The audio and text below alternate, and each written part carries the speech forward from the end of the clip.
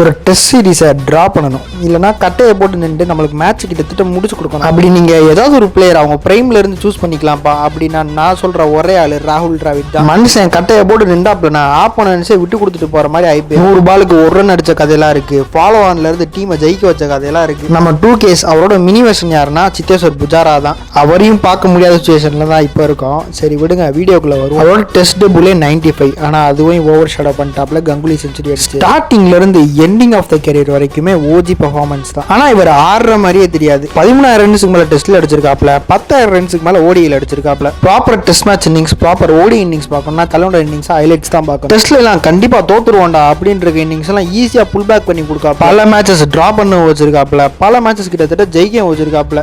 Madan wicket போகுது, ஒரு side தலைவன் நின்று, ஆனா கட்டையை போட்டு நின்றுவேன், விக்கெட்டே விட மாட்டேன். அடிச்ச 5 200மே வெறித்தனமான 200, சரியான பேக் ஸ்டோரிஸ் இருக்கு. கோட்டட் கேப்டன், கோட்டட் பேட்ஸ்மேனுங்க. இவரோட பட்ட பேர் என்னன்னு கமெண்ட்ஸ் லீவ் பண்ணி நம்ம சேனலை சப்ஸ்கிரைப் பண்ணிடுங்க ஃப்ரெண்ட்ஸ்.